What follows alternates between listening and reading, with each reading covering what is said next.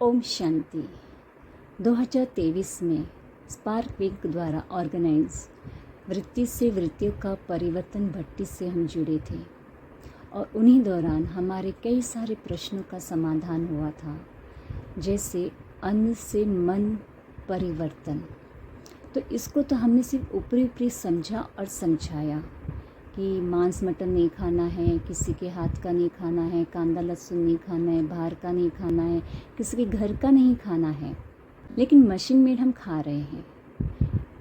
घर में यदि कोई हमें नहा धोकर स्वच्छ कपड़े पहनकर हमारे लिए भोजन बनाकर देवे तो हम स्वीकार नहीं करते हैं, क्योंकि कहते हैं कि तुम्हारी पवित्रता की धारणा नहीं है, शिव बाबा को याद नहीं करते हो, जानते नहीं हो। लेकिन मशीन मेड क्या सब मशीन से ही बनता है? उसमें भी तो मनुष्य का हाथ तो लगता ही है ना। तो कौन सी भी स्वच्छ नहा धो के बनाते होंगे, कौन सी इनकी पवित्रता की धारणा रहती है? तो आज मशीन मेड को हमने रोज़मर्रा के जीवन में शामिल कर दिया है, जबकि बाबा ने कहा कि इमरजेंसी है तभी आप मशीन मेड खा सकते हो। तो कहीं ना कहीं हमारी धारणाएं टूट रही है। और फिर दूसरा प्रश्न यह था कि संस्कार का टकराव क्यों हो रहा है?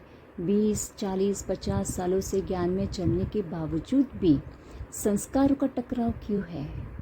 और कई बार बाबा भी मुरली में कहते हैं कि महारथी भी अंत में फेल हो जाएंगे, और संस्कारों के ऊपर बाबा बहुत अटेंशन भी खिंचवाते हैं। तो इन प्रश्नों का भी हमें उत्तर चाहिए था, क्योंकि खुद हम भी अपने संस्कार को परिवर्तन नहीं कर पा रहे थे, बहुत कोशिश कर रहे थे। तीसरा, हमारा पुरुषार्थ हमें तीव्र करना था कि कैसे हम अपने पुरुषार्थ को बढ़ाएं। लेकिन पुरुषार्थ बढ़ाने के लिए संस्कारों का परिवर्तन होना बहुत ज़रूरी था, संस्कार मिलन बहुत ज़रूरी था। तो इस भट्टी से जुड़ने के बाद हमारे कई सारे प्रश्नों का समाधान हुआ, हमारा पुरुषार्थ अच्छा हुआ, हमारे संस्कारों में परिवर्तन आया, और इतना ही नहीं, तन की बीमारियों से भी हमें निजात पाई।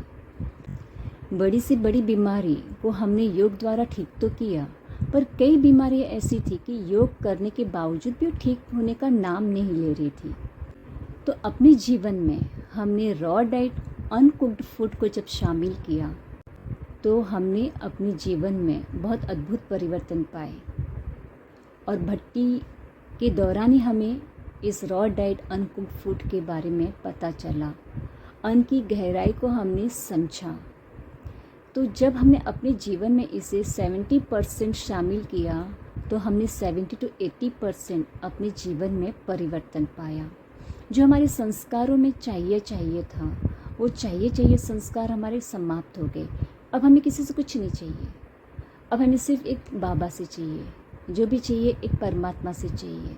देहधारियों से हमें ना कोई आस है, ना उनसे हमें कोई सहयोग चाहिए, ना हमें उनसे कोई एक्सपेक्टेशन रही हमारी। तो जब एक्सपेक्टेशन समाप्त हो गई, यानी कि इच्छाएं समाप्त हो गई, तो हमारा जीवन संतुष्टमय बन गया। असंतुष्टता हमारे जीवन में अब रही नहीं, तो जीवन सदा खुशनुम हो गया। दूसरा, हमारा पुरुषार्थ तीव्र हो गया, अमृत वेला हमारा और अच्छा हो गया। हम अब 2 बजे उठने लग गए, घर की साफ़ सफाई करके, स्वच्छ नहा धोकर, बाबा के लिए भोग बनाकर, बाबा को भोग स्वीकार कराना, और फिर अच्छे से मनसा सेवा करना, मुरली रिवीजन करना, मुरली मंथन करना, ग्रुप में सेवाएं करना। तो बहुत अच्छा अमृत वेला हो गया। हमारी तन की जो बीमारी थी उससे हमने 70 to 80% निजात पाई। सबसे बड़ी बीमारी तो दांत की थी, जो ठीक ही नहीं हो रही थी। लाखों रुपया खर्च करने के बाद भी इतना योग कर रहे थे, तो कहाँ कमी थी समझ में नहीं आ रहा था। लेकिन जैसे ही हमने अपना डाइट से चेंज किया, योग हमारा चलता रहा, और 6 महीने के अंदर हमने पाया कि हमारे दांतों की सारी समस्या जो थी वो दूर हो गई। जो डॉक्टर्स कहते थे कि ये ठीक होने वाली नहीं है, क्योंकि बहुत सारे हमारे दांतों में आरसी हो चुके थे, तो कहने लगे कि तुम्हारे मसूड़े हैं ना, आप कमज़ोर हो गए हैं, या फिर इनका बहुत खर्चा करना पड़ेगा आपको। तो इस तरह से हमें बोला गया। लेकिन 6 महीने में जब हमने अपने दांतों की समस्या से निजात पाई, जो सेंसिटिविटी थी, मसूड़े बहुत कमज़ोर थे, दुर्गंध जो आती थी, दांतों में दर्द बना रहता था, अब भी हमारे यहाँ दांतों में क्या बोलते एक आरसी करने की नौबत आई थी। लेकिन जैसे हमने डाइट शुरू किया तो वो आरसी करने की अब नौबत नहीं आई, वो दांत एकदम ठीक हो गया। तो जब डेंटिस्ट से हम मिलने गए तो डेंटिस्ट ने भी बहुत आश्चर्य किया कि कैसे ठीक कर दिया। तो हमने बताया उनको कि सिर्फ डाइट चेंज किया हमने और हमने अपनी दांतों की समस्या से छुटकारा पा लिया। तो वो भी बहुत खुश हुए और फिर औरों को भी कहने लगे कि देखो कि दीदी ने कैसे दांतों की समस्या से निजात पा ली है, अब आप भी इसको फॉलो करो। अपने पेशेंट्स को भी वो बोलने लगे।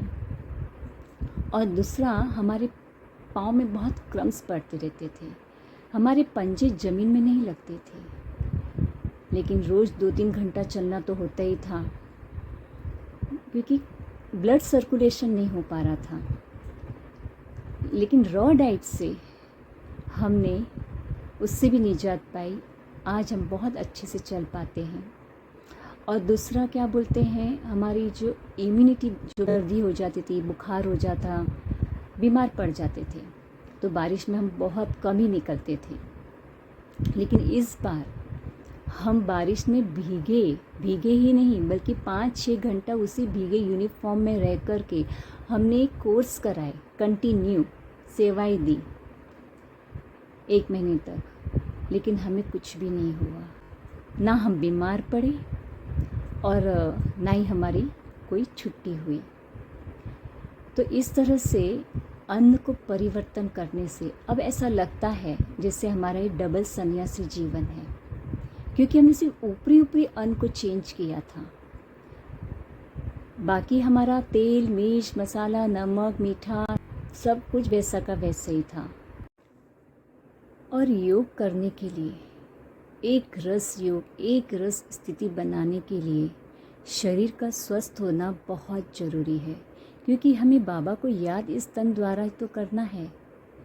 तन ही अगर ठीक नहीं होगा, तन में हलचल होती रहेगी तो मन में हलचल होती रहेगी, स्थिति में हलचल होती रहेगी। तो योग करने के लिए तन पर पहले हमें फोकस करना बहुत ज़रूरी है, और तन को स्वस्थ रखने के लिए हमें अन्न की गहराई में उतरना अति आवश्यक है। तभी हम एक रस, एक स्थिति में टिक सकते हैं। तो अन्न से मन परिवर्तन होता है और मन से संस्कार, और संस्कार हमारे कर्मों में झलकता है। यदि हमें अपना पुरुषार्थ को तीव्र करना है, संस्कारों का टकराव समाप्त करना है, तो अन्न की गहराई में उतरना होगा। तभी हम सही मायने में डबल सन्यासी जीवन जिएंगे और उसका लाभ ले पाएंगे और औरों को भी उसका लाभ दे पाएंगे। सभी वृत्ति से वृत्तियों का परिवर्तन ग्रुप के भाई जी, बहन जी और हमारी दीदी का बहुत बहुत धन्यवाद। ओम शांति।